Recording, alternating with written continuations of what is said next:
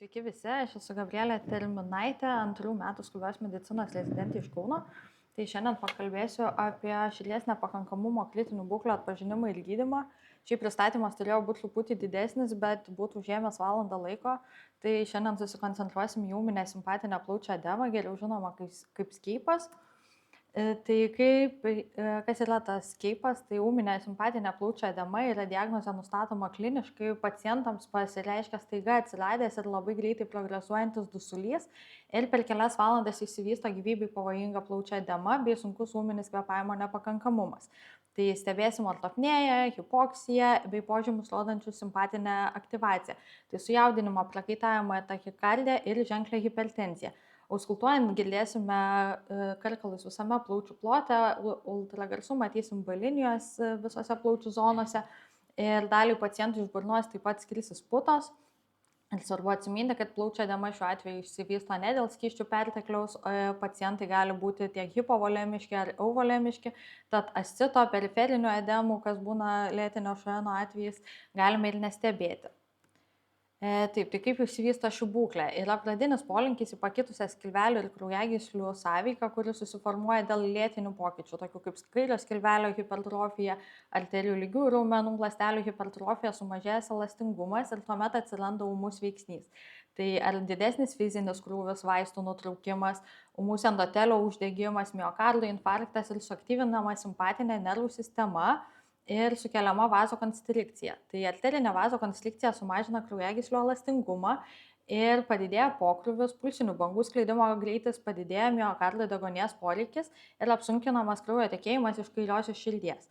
Venų ir splankninių kraujagyslių vazokonstrikcija mobilizuoja kraujo tūrį, padidėja prieškrūvis ir pakyla plaučių kraujospūdžio reikšmės. Tai šitas kairiosios ir dešiniosios širdies pusių kraujospūdžio padidėjimas sukelia hidrostatinį slėgį plaučių kraujagyslėse ir skysčiai patenka į alveoles. Dėl alveolių edemos sumažėja įkvėpamo ir pasisavinamo deguonies kiekis, o kartu su padidėjusiu miokardo deguonies poreikiu tai sukelia organų taikinių išėmį ir užsisuka toksai ratas, nes mažėja širdies minutinės tūris, dėl sutrikusios inkstų perfuzijos aktyvinama RA sistema, dėl poveikio smegenims toliau aktyvuojama nervų sistema ir viskas sukelia dar didesnę vazokonstrikciją ir taip greitai sukasi ratas, greitai blogėja būklė, didėja išemija, didėja plaučių edema ir gilėja kvėpavimo funkcijos nepakankamumas. Tad ankstyvas atpažinimas, skubiai pradėtas šios būklės gydymas yra pagrindinis mirtingumo prevencijos pagrindas ir nedelsant pradėtas intensyvus gydymas būtent skubios pagalbos skyriuje turi labai didelį įtaką tolimesniai klinikiniai paciento eigai ir gydymo intensyvios terapijos skyriuje poreikiui. Tad pirminis gydymo pagrindas apima kvėpavimo funkcijos stabilizavimą, taikant neinvazinę teigiamo slėgio ventiliaciją bei pokrūvio kontrolę. Pagrindinis vaistas yra nitroglicerinas, esant poreikiui taikomi taip pat AKF inhibitoriai bei diuretikai. Tada apie kiekvieną iš šių vaistų. Tai greita kvėpavimo funkcijos nepakankamumo korekcija yra būtina pacientams, kuriems pasireiškia neūminė simpatinė plaučių edema, neinvazinė teigiamo slėgio ventiliacija, skaitant tiek 2 lygių teigiamo slėgio ventiliacija, geriau žinoma kaip BiPAPas, ar nuolatinė teigiamo slėgio ventiliacija CPAP yra rekomenduojamas ir klinikiniais tyrimais pagrįstas metodas, kuris turėtų būti taikomas iškart nustačius diagnozę, jeigu nėra kontraindikacijų. Tokių kaip kvėpavimo ir širdies sustojimas, sutrikusi sąmonė, negalima kooperacija tarp gydytojo ir paciento, neseniai atliktos kažkokios veido operacijos, traumos, nudegimai, skrandžio ir stemplės operacijos, jeigu stebim pasikartojantį vėmimą, sutrikusią sekreto evakuaciją, yra didelė aspiracijos rizika arba stebim būtinybę skubiai intubuoti ar yra ilgalaikės ventiliacijos poveikis. Tai neinvazinė plaučių ventiliacija pagerina ir paciento kardiopulmoninę funkciją, nes didėja intratorakalinis slėgis, užkertamas kelias alveolių kolapsų iškvėpimo pabaigoje, mažinamas negyvasis tarpas, sumažėja prieškrūvis, pokrūvis bei miokardo deguonies poreikis. Metaanalizių duomenimis tai yra mažesni intubacijos, mirtingumo dažniai bei pagerėjusi kvėpavimo funkcija, vertinant kvėpavimo dažnį, oksigenaciją, sumažėjusią hiperkapniją bei sumažėjęs kvėpavimo darbas pacientams, kuriems taikoma neinvazinė ventiliacija. Remiantis literatūra, taip pat renkantis neinvazinės ventiliacijos režimo nėra jokio skirtumo tarp BiPAP ir CPAP, nėra kažkokių įrodymų, kad vienas būtent metodas būtų geresnis negu kitas, nes abu šie režimai didina vidutinį kvėpavimo takų slėgį. Tačiau bipapas dažnai pasirenkamas dėl didesnio paciento komforto, nors tai neturi įtakos jų išeitims. Tai kaip taikyti šiuos metodus? Bipapą pradedam nuo 5-8 slėgio, greitai titruojam, bipapą pradedam nuo 10-12 įkvėpimo ir 5-6 iškvėpimo slėgio ir vėliau didinam, siekdami padidinti iškvėpimo slėgį. Didinant CPAP ar BiPAP režimus galima greitį sumažinti tiek prieškrūvį, tiek pokrūvį, efektyviau nei vien tik taikant medikamentinį gydymą. Tačiau nerekomenduojama viršyti 20 cm vandens stulpelio slėgio, nes tai gali padidinti skrandžio pripūtimo riziką. Ir pagerėjus klinikiniai būkliai, slėgį rekomenduojama mažinti iki 6-8 ir tuomet jau titruoti pagal paciento poreikius. Ką daryti, jeigu pacientui sunku toleruoti kaukę, tai rekomenduojama pradėti ją švelniai laikant prie veido, pradėti žemesnių slėgių ir jį didinti tik pacientui pripratus. Taip pat komfortui pagerinti galima naudoti ir medikamentus, tokius kaip haloperidolis, ketaminas ar fentanilis. Ir intubacijos ir dirbtinės plaučių ventiliacijos galima išvengti, jeigu skubios pagalbos skyriuje greitai pradėsim neinvazinę ventiliaciją bei gydymą didelėmis nitroglicerino dozėmis. Tačiau jeigu pacientas atvyko vėlai ir stebimas kvėpavimo nuovargis ar iš viso nebėra spontaninių kvėpavimo pastangų, tuomet turėtume intubuoti iš karto. Tačiau tai gali būti sudėtinga, nes pacientai yra sujaudinti, jie yra ortopnėjiški, sunku juos tinkamai pozicionuoti, sunku preoksigenuoti.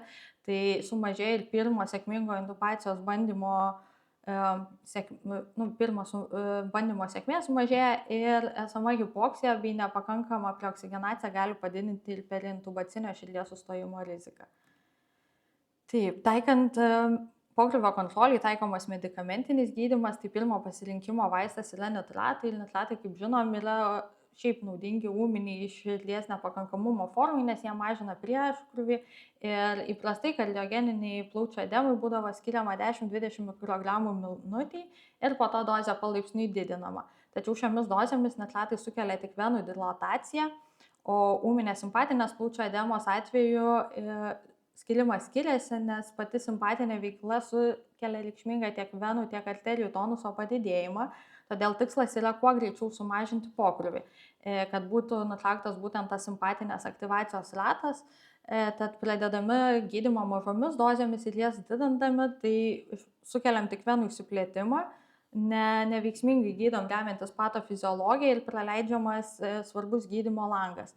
Taigi rekomenduojamas skyrimo būdas yra taikyti aukštas nitratų dozes nuo pat paciento atvykimo.